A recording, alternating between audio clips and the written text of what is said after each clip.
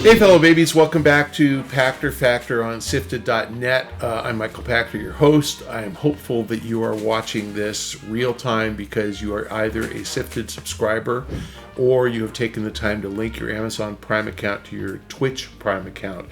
You do that, then Amazon will pay, and you pay nothing. It's all included as part of your Amazon Prime membership. So please try to remember to do that. If you're a YouTube subscriber, we appreciate the subscription. If you are none of these things, then you're watching this a week late, and that's because I insist, because I don't get paid. I want to make sure you guys get the product. Shane needs to pay for the product, so it takes him a while to edit this stuff and gas to get out here and film this thing. So appreciate it if you can support us. If not, we understand. Okay, fellow babies, today's question from Twitter from @CrushGames. PlayStation showed a lineup of first-party games for the foreseeable future, and most of them were service games that left some fans cold. The majority of them are also multi-platform. Do you think this is the right approach for PlayStation? Does it really have enough big IP to support a console year in, year out? Does it need to secure more third-party exclusives like Final Fantasy 16? Are you surprised the Q handheld is real? I don't think it's a wrong thing to have ongoing live services. We've seen the most successful games, and I'll leave Nintendo out of this, but the most successful Xbox and PlayStation games have ongoing, live service support. Call of Duty has rec packs. FIFA Ultimate Team has, card packs. Grand Theft Auto Online has, cash chests that you have to buy, and that's just part of the ongoing online experience. I think people don't bash Take-Two for it because Grand Theft Auto is like a standalone game, and Grand Theft Auto Online is the ongoing multiplayer game, and FIFA isn't a standalone game, and FIFA Ultimate Team is an ongoing multiplayer. That's all Sony's trying to be. They have ongoing multiplayer support. I don't know that you will ever get a game that doesn't have a single player campaign out of Sony, but maybe. But I don't think that matters. I get it if there's a live service game without a single player campaign, which isn't every game, but some, and that's not what you want, don't buy it. I get that. Then you say, well, why do I need a PlayStation? And the point is that Sony is betting that they can make enough experiences, enough multiplayer experiences, that they will get people engaged and they'll buy PlayStations to play it.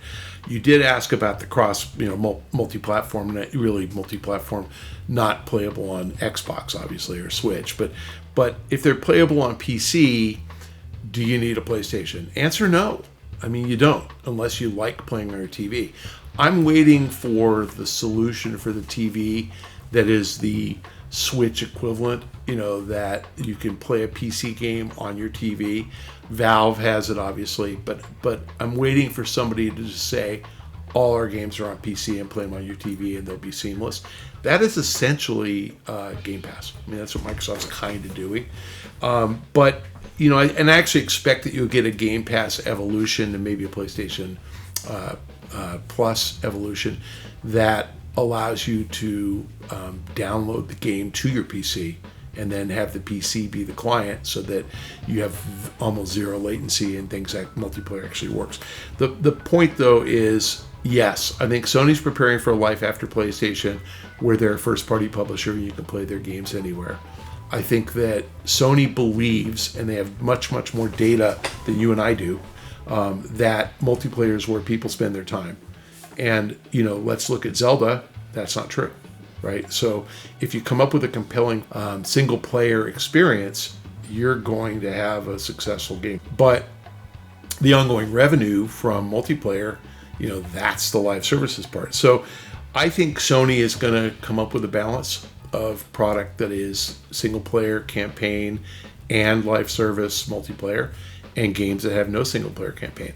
I personally don't understand why you wouldn't put a single-player campaign in, but I remember somebody at Activision telling me, and this is many years ago, it was probably Vince Zampella, this 10 years ago, that fewer than 25% of the people who bought Call of Duty even play the single-player campaign. And that was like 10 years ago.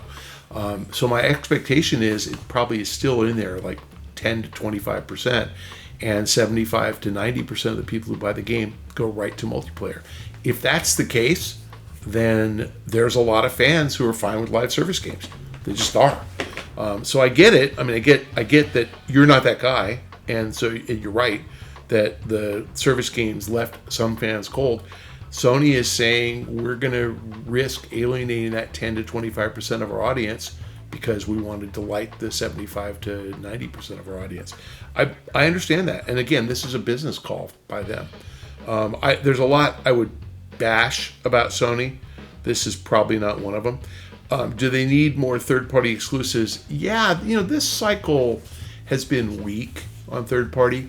And in fairness, the number of new titles from big studios has been down materially from last cycle, including publishers like Activision and EA. You're just like, EA hasn't had a new release in 2 years. Star Wars, there's nothing. One game, Activision Diablo, one game in 2 years. It's really crazy, but they're focused on mobile. And here's EA bragging about FIFA Mobile setting a record, $100 million in a quarter. So you're getting a diversion of resources and attention away from third-party single-player support for console in favor of ongoing multiplayer, whether it's free or not, Diablo Immortal, whether it's on mobile or PC or console. And I think the guys who kind of swooped in and picked up all the old leftovers, the embracers of the world, they have quantity, but the games aren't as good, and they're good, but they're not as good. So I just think the industry's changed, and I think consoles are becoming less relevant. If you want to play a first-party game, you're going to buy the console. If you don't want to play a first-party game, you're not. And notwithstanding that Sony has said they've sold more PS5s at this point in the cycle than they sold PS2s, 3s, and 4s, I don't think they're lying, but they're not going to sell more PS5s than they sold PS2s. This thing's not going to have legs. I think that they're giving you a reason not to buy a console by making their games available on PC. And I think that's just a realization that they think they can extract more value out of you in a live service game and not worry about losing $25 or $100 selling you a console. They can make, $70 up front and $25 or $30 a year thereafter by keeping the live services going. So it's a profit deal. And again, I don't think it's going to change anything. Q handheld, who cares? I mean, Q handheld is like, I think Sony's approach to any screen, play anywhere is just wrong. The Game Pass approach is right. Make the game available on any screen that connects to the internet. Buying a dedicated handheld to play games that you have to own elsewhere, why? I don't see it. So I'd say, yes, I'm surprised. I expect an abject failure. I thought this was going to be a new Vita or a new PSP. They failed at those, so now they're trying something different that they're going to fail at. Come back in 2025 and ask me how I feel about the Q handheld being dead, because I'd say that's when it dies. First party IP at Sony is actually pretty good. They have a lot. There'll be another Kojima title. There'll be a Days Gone sequel. They have enough. I think the problem with PS5 is that Sony's giving you a reason not to buy one, because pretty much every game has been coming out on PS4 and PS5.